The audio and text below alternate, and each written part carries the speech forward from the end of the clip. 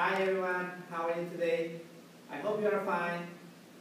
And today, I'm really proud of being here with these marvelous audience to talk to you of how to make a transition from electronic systems to self-improvement.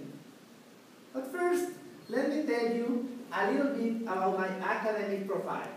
I studied in electronic systems as my bachelor. Later, I studied a master in electronic systems, and from 2005 to 2009, I studied a PhD in automatic control. In 2009, I also came here to this institution searching for a position of professor. And they gave me the opportunity to share my knowledge to the students. But what I want at most is to support them when they are doing their projects. Because when I was undergraduate, I had a lot of failures. And nobody told me why it was. But when I came here, I discovered that this was because I didn't follow a method. A nice history happens here. In that time, the first project that we did with that methodology was sold to the client. And we said, wow, this is marvelous. Those were some portable traffic lights, and they were sold to the mayor of the city of Morelia. And I discovered that method that yes, it was based on the new product development techniques. And that method was synthesized as an acronym WASP. Why WASP? Because WASP is the acronym of what? Alternatives, selection, and prevention. And those are the main steps in innovation. Let's begin with the first one, the what. Essentially, what is what the client needs in the what part, and then search for some house, and later establish a relation between them in order to see which can be the most important house. That easy technique, for sure, is based on the house of quality, but with some of the formalisms in order to do it faster. Let me tell you that I use that approach when I need to focus on something. Okay, the next is the alternatives. I guess that this is quite natural for you when you have some house and then you need to search for as many options for each of those. And then you have to group them in order to obtain concepts that will be evaluated in the next stage. And tell you that I also use this when I need to explore as many alternatives as I need for something. And the selection.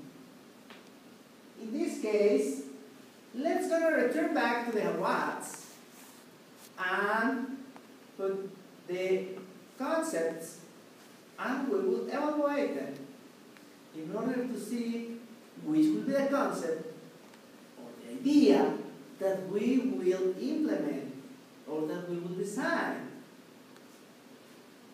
And this tool is very useful for me also in some cases in which I need to decide what should I do.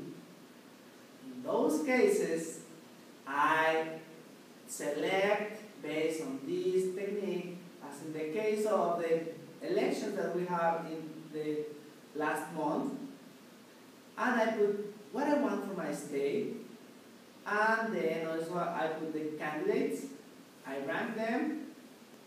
When I finished, I went to vote without any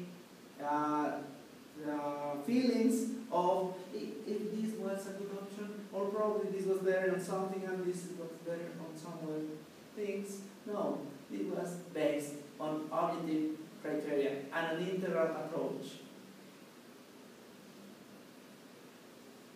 Later, we will search for the potential failures. And we need to see which is the failure that can have the biggest number of risk. For that then, we need to search for the severity and the possibility of occurrence. And then we have a number, a risk number, and we need to search for actions and also for responsibles and for deadlines for that actions. Focusing on the failures that have the biggest number of risks. And let me tell you that I also apply this marvelous tool when I have many problems in my life and I need to search for some actions, but I cannot solve all of the problems, and I focus on the most important potential or real problems, and that simplifies my process of taking action.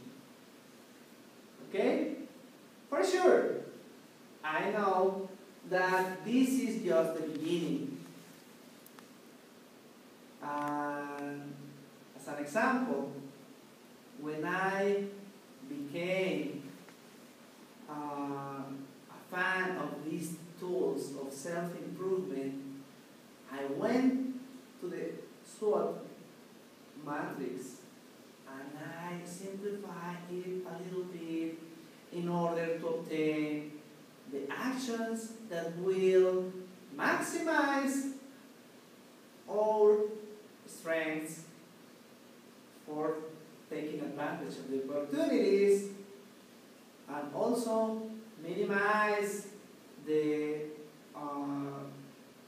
effect of some threats based on those strengths. But we don't do that in the overall case. We do it for each project. That's the modification. Because if we think in the SWOT, well, for sure we will think in the overall, the scenario. No, we need to focus on each particular project and we need to search for the appropriate strengths, and also we need to evaluate which are the weaks that we can have, and also the opportunities and threats. Okay? 1 week ago, in my blog, I posted something called the achievement counter.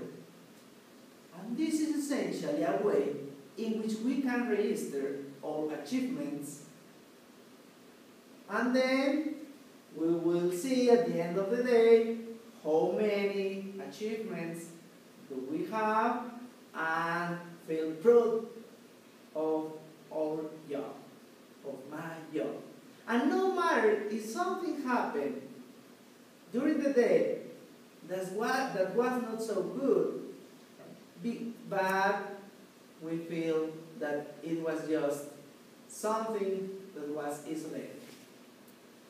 And now I feel that my passion is to search for new ways to make improvements in our daily life. First, for sure, I need to begin with me.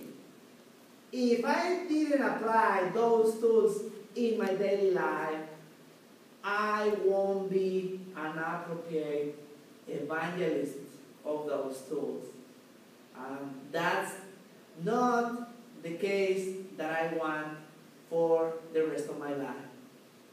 So please, I highly encourage you to follow my blog, to follow my Facebook account, and in those places you can have my weekly reflections.